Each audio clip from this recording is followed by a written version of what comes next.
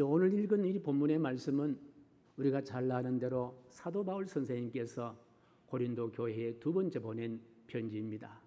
이 고린도 교회는 물론 바울 사도의 일행이 개척을 한 교회인데 2차 전도 여행 때 고린도에 한 1년 한 6개월 정도 머물러 계실 때에 고린도에 교회를 세웁니다. 고린도에 교회를 세운다는 것은 굉장히 어려운 겁니다. 저 북한에 예배당을 세우는 것과 똑같은 일입니다. 왜 그런 거 아니까? 고린도는 지리적으로 로마와 아프리카와 그리고 소아시아를 연결하는 그와 같은 연결점에 있는 그런 상업도시입니다. 이 상업도시란 말은요, 돈이 많이 오고 가는 도시입니다. 그리고 이 고린도는 항구도시입니다. 돈도 많고 항구에 인접한 그와 같은 곳이라면요, 뭐가 따라옵니까? 여러 가지 잡신들이 따라오는 거예요. 전에 제주도 갔더니요, 제주도에는요, 제주도 돌만큼 신들이 많고, 일본에 갔더니요, 일본에도 거기도 양사방이 바다잖아요. 그 바다를 접하고 있는 그런 나라는요, 신이 얼마나 많은지 모릅니다. 물질적으로 돈도 그립지 않고 항구 도시의 특성으로 우상들이 아주 많았던 도시가 바로 고린도라는 도시입니다. 그리고 이 고린도는 각 나라와 연결되는 그런 허브 같은 역할을 하기 때문에 각 나라에서 유입되는 그와 같은 신들이 얼마나 많은지 몰라요. 그래서 고린도라는 도시는 바로 신들의 연합체다, 신들의 공동체다라고 할 그와 같은 고린도에 교회를 세운다. 그리고 그 교회가 유일신, 잡신이 아니라 유일신 야훼 하나님을 섬긴다. 이건 거의 불가능한, 핍박을 당할 수밖에 없는 그와 같은 상황입니다. 아니나 다를까 고린도 교회가 세워졌지만은 고린도 교회 속에는요, 세속 우상에 젖어들면서 교회가 분열이 되고 각종 범죄가 일어나고 예배의 오류가 발생해서 한시도 조용할 날이 없는 교회가 바로 고린도 교회였습니다. 그래서인지 오늘 본문의 시작은 아주 무겁게 본문이 시작되는데 6절 말씀 보니까 우리가 환난당한 것은, 그렇게 본문이 시작됩니다. 우리가 환난당한 것은으로 시작합니다. 아마도 이 고린도 교회에 보낼 편지를 이렇게 사도 바울이 쓰면서 아마 지난 환난, 어쩌면 지금 당하고 있는 환난들이 주마등처럼 스쳐가시리라 그렇게 상상해 봅니다. 저는 이 말씀 속에 자금이 우리가 당하는 환난도 주마등처럼 스쳐갑니다. 지금은요, 과학적으로 모든 것이 통제가 되는 그와 같은 문명이 발달한 세상 우리가 살고 있는데, 그런데 오늘날 우리가 사는 시대에 통제할 수 없는 것이 있습니다. 통제할 수 없는 것 가운데 한 가지 바로 환난입니다. 환난은요, 우리가 과학적으로 통제할 수가 없다라는 거예요. 폭우란 단어도 무시무시한 단어인데 원래는요, 극한이란 단어가 붙어서 극한 폭우가 되었고요. 그리고 극한 폭우가 지구 전체를 흔들어 놓으니 폭염이 오는데, 폭염도 바로 극한 폭염이 지구 전체가 다 불가마가 되었습니다. 그래서 이런 캐릭터가, 1인 캐릭터가 퍼질만도 합니다. 보세요. 하나님 보일러 꺼주세요. 이 전체가 다 이 보일러 속에 들어있는 그와 같은 참 상태다 생각을 합니다. 중국에는 골프만한 우박이 떨어져서 자동차 유리가 깨졌다는 거예요. 자동차 유리가 얼마나 단단합니까? 골프만한 우박이 또 이 폭염 가운데도 떨어졌다고 이야기하고, 호주와 캐나다에는 산불이 나서 5개월, 6개월 동안 불이 타고 있다고 생각하고, 인도네시아 수도가 자카르타잖아요. 그 자카르타는 지금요 계속 깔아앉는다는 거예요. 깔아앉고, 이란이라는 나라는요 연일 50도, 섭씨 50도의 폭염이 오르내리고 있다고 이야기합니다. 우리나라도요 어떻습니까? 지금 열돔에 갇혀 있다, 그런 표현을 쓰더라고요. 비닐하우스 같은 그런 비닐하우스 돔이 아니라 열로 만든 그 하우스 속에 우리가 들어있다는 거예요. 그러니까 얼마나 뜨겁습니까? 그래서 새만금에 진행되는 세계 청소년 대회인 잼버리 대회가 너무 더워서 철수하는 나라들도 그렇게 생겨났습니다. 환영하지 않는 환란의 물결이 철썩철썩 바다 물결이 치듯이 우리의 삶 가운데 철석철석하면서 다가오고 있는 그와 같은 상황이라는 겁니다. 이 믿음의 사람 사도 바울의 일행도 파도처럼 때리는 환난을 피할 수 없었던 모양이라 생각을 하면서 특별히 본문을 읽어 나가는데 마음이 짠한 그와 같은 말씀을 발견하게 되는데요. 그것이 바로 9절 말씀이에요. 우리 9절 말씀 시작. 우리는 우리 자신이 사형 선고를 받은 줄 알았으니. 여러분 보세요. 바울 사도 일행이 당한 환난이 사형 선고를 받은 것으로 그렇게 비유하고 있다는 거예요. 극한 환난입니다. 더 이상 어찌할 수 없는, 피할 수 없는 그런 환난에 갇히고 말았다는 상황입니다. 저는 이 말씀을 쭉 읽으면서 지금 고린도 교회에 바울이 편지를 하는데 왜 바울은 이렇게 참 덕스럽지 못하고 오히려 내가 아프다 환난당한다를 편지를 쓰면은 그 편지를 받은 사람 마음이 편하겠어요? 편하지 않겠어요? 편하지 않잖아요. 왜 이런 편지 속에 바울이 극한 환난이라든지 사형 선고 받은 이와 같은 환난의 단어를 이렇게 많이 사용하고 있을까? 부정적으로 들릴 수 있는 환난을 강도 깊게 바울이 전하는 이유는 무엇일까? 환난을 전함으로 바울의 일행이 당하는 환난의 억울함을 고린도 교회에 좀 전하기 위해서 그럴까? 아니면 환난을 전하면서 환난이 주는 이 한을 좀 풀어내기 위해서 이 편지에 환난이라는 단어를 많이 기록했을까? 여러분 어떻게 생각하십니까? 저는 이 말씀을 쭉 묵상하면 전혀 그것이 아니다. 사도 바울이 고린도 교회에 편지를 쓸 때에 이 환난을 이야기하는 것은 환난 자체를 말하는 것이 아니라 바로 이 말씀을 전하기 위함이다. 저는 그 말씀을 발견할 수 있습니다. 그것이 바로 7절 말씀이에요. 7절 상반절 시작. 너희를 위한 우리의 소망이 견고함은 바로 이 소망을 전하기 위함이라는 거예요. 이걸 세번역으로 번역하는 것을 말씀 읽으면 이런 말씀이에요. 우리가 여러분에게 거는 희망이 든든합니다. 우리가 고린도 교회 교인들을 향하여 거는 희망은 든든합니다. 이 말씀을 전하기 위해서, 희망을 전하기 위해서, 든든한 희망을 전하기 위해서 지금 바울이 당했던 여러 가지 환난을 거기에 양념처럼 증거한 말씀이다라는 생각을 가져봅니다. 그렇습니다. 희망을 말하기 위함입니다. 그 희망이 든든하다고 전하고 싶은 이유 때문입니다. 희망이 든든하다는 말은 무슨 말입니까? 희망만 있으면요 어떤 환난을 극복할 수 있다라는 거예요. 다시 말하면요 희망이 환난을 극복할 수 있는 능력이요 힘이라는 거예요. 그걸 전하기 위해서입니다. 지금 여러분이 환난을 당하지만 여러분은 든든한 희망을 본다는 거예요. 그 희망은 어떤 환난도 이길 수 있는 힘이 될 수가 있더라. 바울이 그렇게 많은 환난을 당했지만 바울은 희망을 간 적이기 때문에 그 희망을 이겨낼 수가 있게 되었다라는 그것을 고린도 교회에 전하기 위해서 바울은 당신들이 당한 환난을 이야기하고 있다는 거예요. 그렇습니다. 희망만이 환난을 극복할 수 있는 힘이라는 거예요. 믿으시면 아멘. 환난을 이길 힘은 바로 희망입니다. 희망이 환난을 이길 수 있는 최고의 명약이 바로 희망이라는 거예요. 긁어부스럼 만든다는 말이 있습니다. 희망 이외에 다른 어떤 처방을 주문한다 하더라도 환난을 더 환난으로 만들어가지 환난을 고칠 수는 없다라는 거예요. 환난을 극복할 수 있는 힘은 바로 희망이에요. 그 희망이 사형 선고를 받은 듯한 환난도 사도 바울은 극복할 수가 있었고 이길 수가 있었다라는 사실을 말씀하십니다. 그러니 환난 당한다고 놀라거나 두렵거나 주저하지 말아야 된다는 거예요. 왜? 희망이 있기 때문이다. 자, 여기서 바울이 사망에 이르는 환난을 극복한 그 견고한 희망은 도대체 무엇이냐?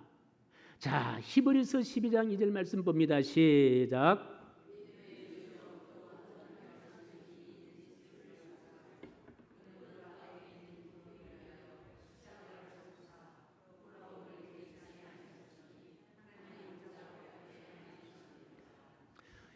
여기서 우리는 희망의 힘이라는 중요한 고백을 발견하게 됩니다.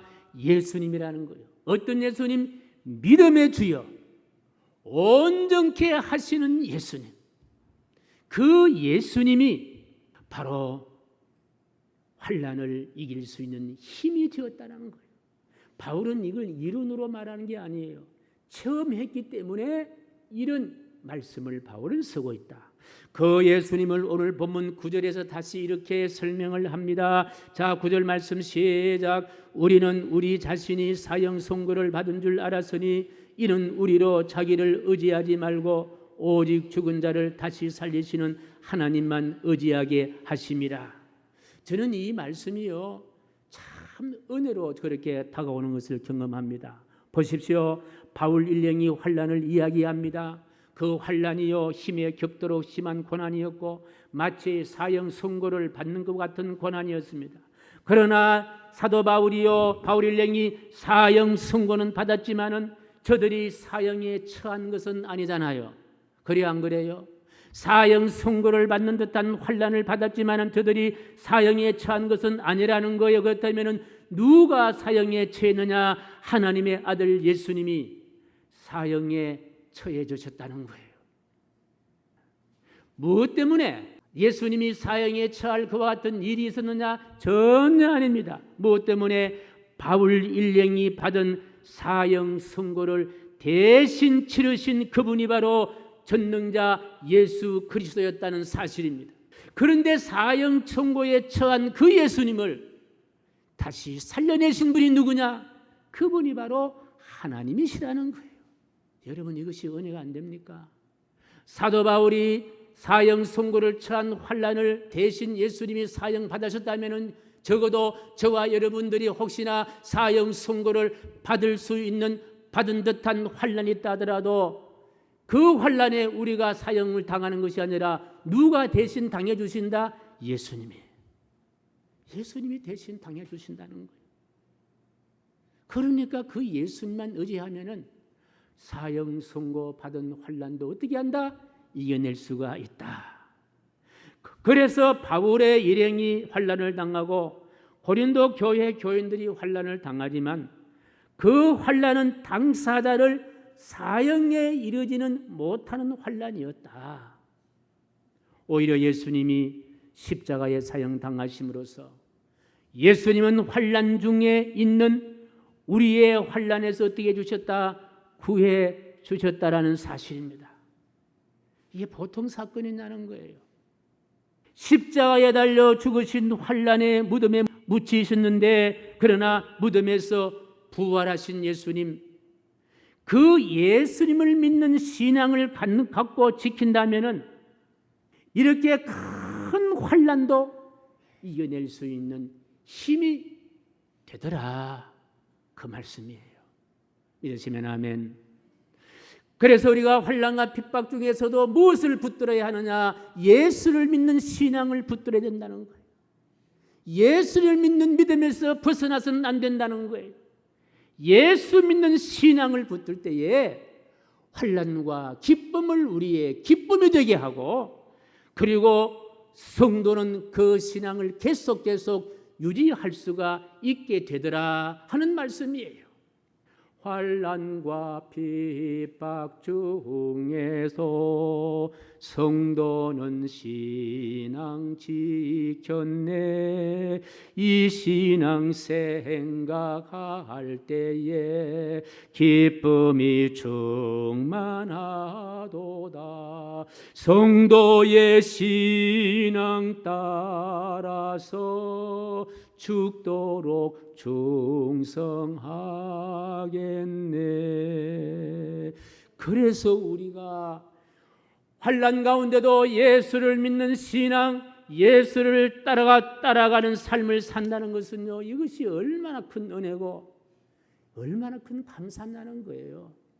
우리가 신앙생활 할 때에 이걸 잘 모르고 우리가 신앙생활 할 수도 있지만은 오늘 말씀을 통하여 우리가 환난과 핍박 중에 사는 우리가 예수를 믿는 신앙을 따라 산다는 것이요, 이것이 은혜라는 거예요. 이것이 감사라는 거예요. 이것이 축복 가운데 축복이다. 그래서 바울은 8절의 말씀 보면요, 힘에 겹도록 심한 고난을 당하여 살 소망이 끊어지고 우리 자신이 사형 선고를 받은 줄 알아서리라는 극한 환난 가운데서도 한 가지는 있어요.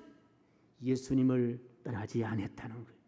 예수님을 생각하고 예수님을 의지하고 예수님께 삶을 맡기는 삶을 살았다는 거예요. 그랬더니 이런 환난도 다 극복이 되고 이런 환난 다 이길 수 있는 신앙만 든든히 세워져가는 사람이 되더라. 믿으시면 아멘. 오히려 환난이 성삼위 하나님을 의지하는 견고한 신앙, 견고한 믿음으로 바뀌어진 줄로 믿으시면 아멘.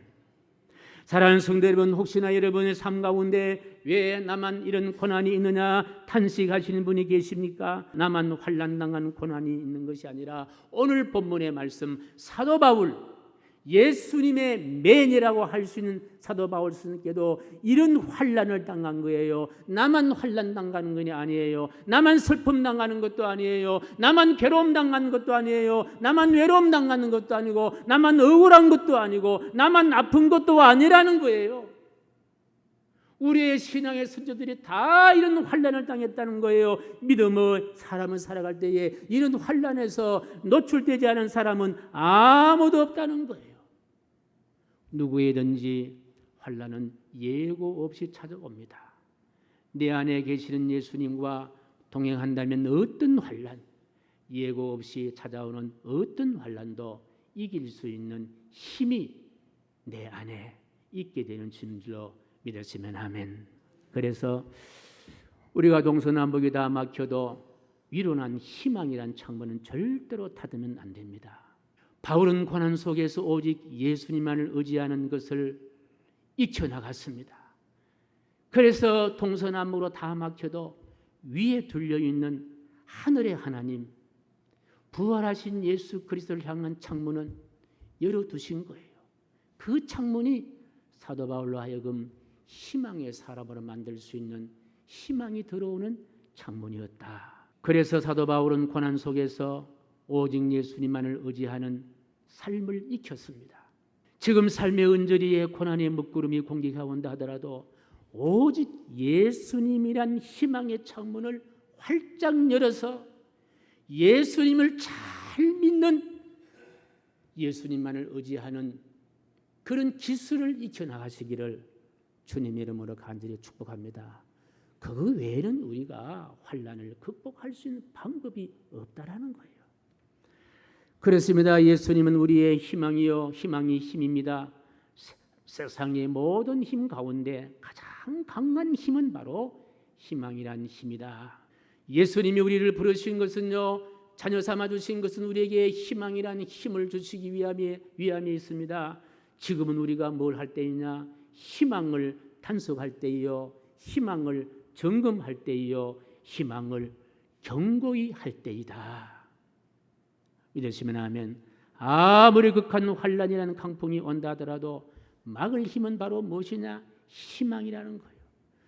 그 희망은 어디서 나오는 힘입니까? 오늘 9절 하반절 말씀 보니까 시작.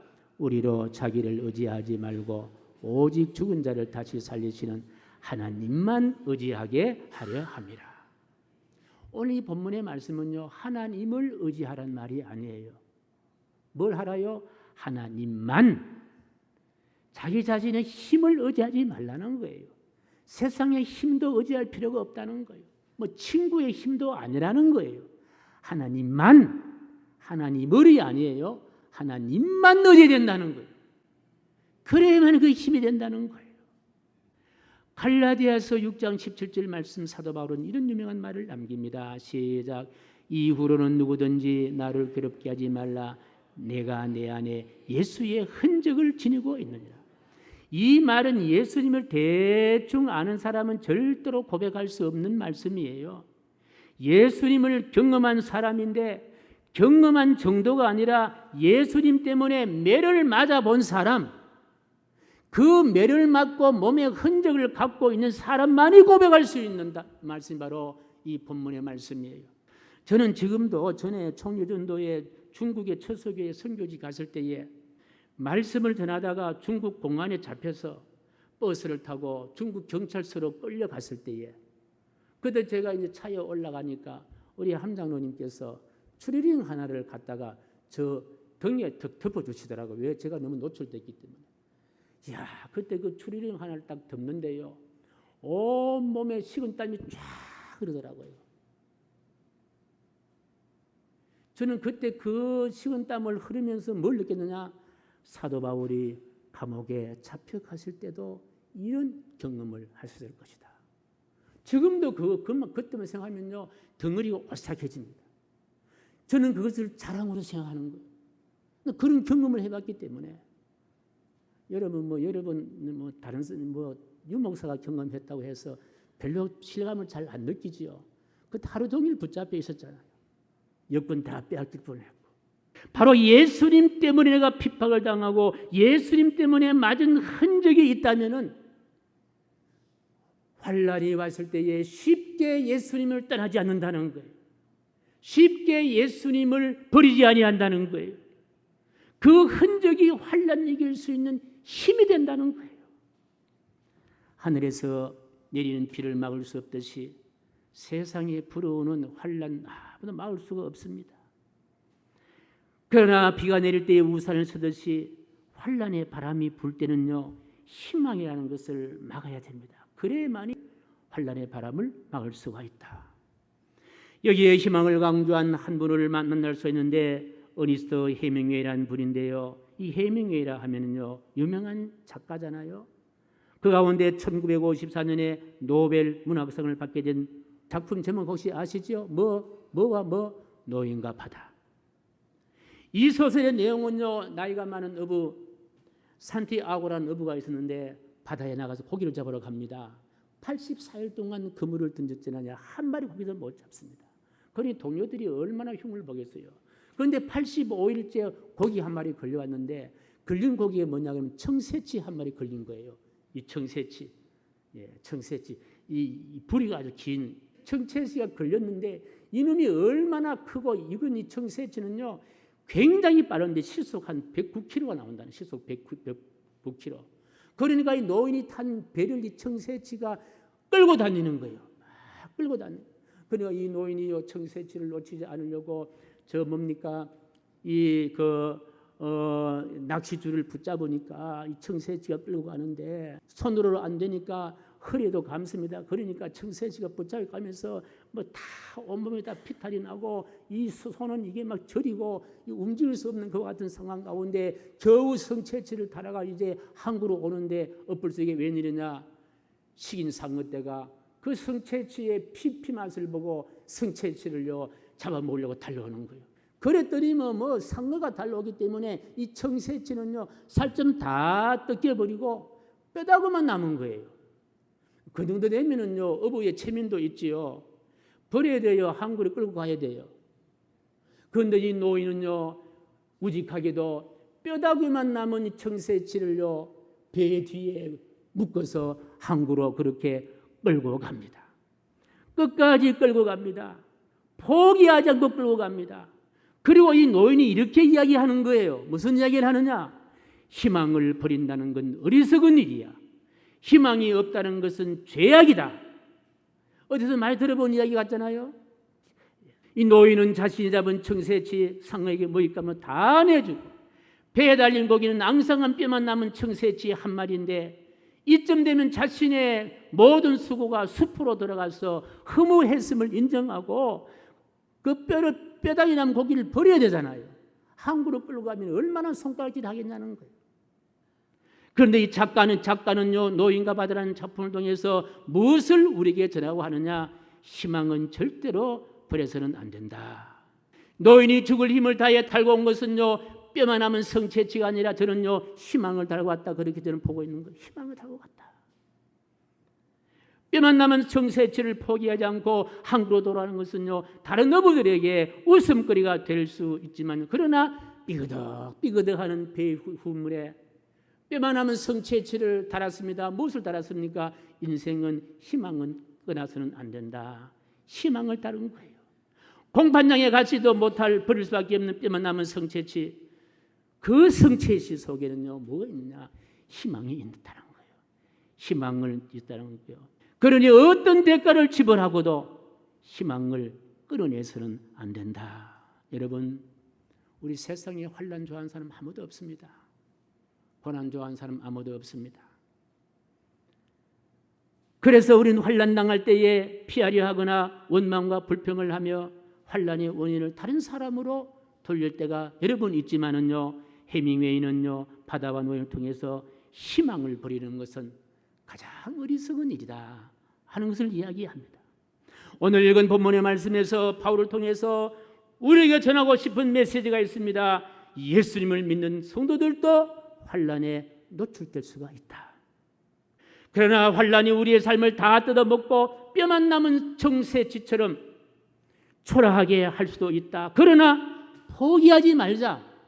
좌절하지 말자. 절망하지 말라. 그 기간 동안 희망이신 하나님을 알아가는 예수 그리스도를 익혀나가는 그와 같은 과정으로 삼아야 한다. 반드시 그 예수님은 환난을 이길 수 있는 희망의 힘이 될 것이다. 믿으시면 아멘. 저는 이번에 이제 우리 수제 헌금의 봉투를 제가 나누어 드렸습니다. 저는 특히 오늘 11절 말씀을 읽으면서 이런 말씀이 기록된 보았습니다. 너희도 우리를 도우라. 그리고 사람들이 우리를 위하여 감사하게 하려 함이라. 도우라 하는 이 말씀이에요. 도우라. 우리 교회를 향한 이 말씀이다라고 받으면서 우리가 누구를 도울 것이냐? 우리보다 더 고통당하고 환난당하는 자가 있다면 그 사람들을 도우는 것이 우리가 해야 할 일이 아니겠나 하는 그런 생각을 가져봅니다. 그래서 이 말은 고린도 교회에 두는 말이 아니라 우리에게 두시는 말이다 라고 생각하면서 이번 폭우로 엄청난 수혜를 입고 있는 환난 중에 있는 이웃을 우리가 도우는 것, 사도 바울이 고린도 교회뿐만 아니라 우리 교회에 주신 귀한 말씀이다 생각을 해봅니다. 그 이웃의 어려움을 함께 나누는 것은 우리가 믿는 예수라는 희망도 함께 나누는 행위이다. 여러분 기도하시면서 고난당하고 어려움당한 이웃을 도울 수 있는 그런 은혜가 있게 되기를 축복합니다.